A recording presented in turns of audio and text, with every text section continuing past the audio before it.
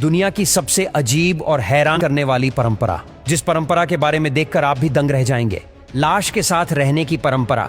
Indonesia का एक समाज अपने परिजनों से इतना प्यार करता है कि उनकी मौत के बाद भी उन्हें खुद से अलग नहीं कर पाता। ये लोग परिजनों की मौत के बाद भी उनसे जिंदा इंसान की तरह पेश आते हैं। वो समय समय पर कब्र से शवों को बाहर भी निकालते हैं। इसके बाद उन्हें नहलाकर साफ सुथरा करते हैं और नए कपड़े पहनाते हैं। इस दौरान गांव में इनका जुलूस भी निकाला जाता है। दरअसल अपने परिवार के किसी भी सदस्य की मौत के बाद ये लोग शव को दफनाते नहीं, बल्कि उसे अपने साथ ही रखते हैं, या फिर इन्हें ताबूत में डालकर गुफाओं में रखते हैं या पहाड़ियों पर टांग देते हैं। जब भी कोई घर में आता है तो इस शव से भी उसका हालचाल पूछता है। उंगलियां काटने की परंपरा।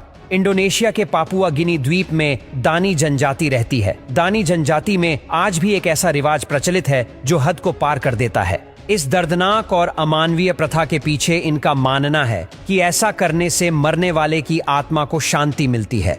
इस कबीले की परंपरा के अनुसार घर के मुखिया की मौत की सजा महिलाओं को जिंदगी भर भुगतनी पड़ती है। दरअसल इस जनजाति की महिलाओं को किसी रिश्तेदार की मौत पर अपनी उंगलियां के सिरे को काटना पड़ता है। उंगली काटने से पहले उन्हें रस्सी से बांध दिया जाता है ताकि खून का प्रवाह रुक जाए। उसके बाद कुल्हाड़ी से उनकी उंगलियां को काटा जाता है।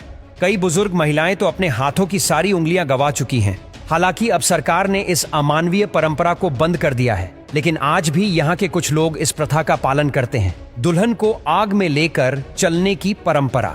यह परंपरा चीन के कई हिस्सों में मनाई जाती है, जिसके लिए बकायदा पहले आसपास के लोगों और रिश्तेदारों को इकट्ठा किया जाता है और फिर भोजन कराकर यह अजीब परंपरा निभाई जाती है। ये लोग अपनी गर्भवती पत्नी को कंधे पर उठाकर धधकते कोयले पर चलते हैं और उसे पार करते हैं। ऐसा ही एक देश है जहां पर लोग जलती आग में पत्नी को उठाकर चलते हैं।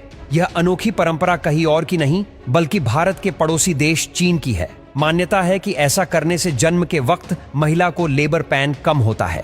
यह माना जाता है कि दूल्हा जितना आग का दरिया ज्यादा पार करेगा, उसकी पत्नी उतने ही सुंदर बच्चे को जन्म देगी। अंतिम संस्कार में बुलाई जाती है डांसर। यह परंपरा चीन के कुछ इलाकों में है, जहां किसी भी व्यक्ति के मर जाने पर उसके घर वाले वहां बार गर्ल्स को बुलाते हैं। फिर यह बार गर्ल्स वहां डांस करती है और लोगों को एंटरटेन कराती है। सिर्फ अंतिम यात्रा के दौरान ही यह लड़कियां डांस नहीं करती है, बल्कि कोफिन के पास खड़े भी लगातार डांस करती रहती है। भालू की बलि की परंपरा। दुनिया में आइनू नाम की जनजाति है।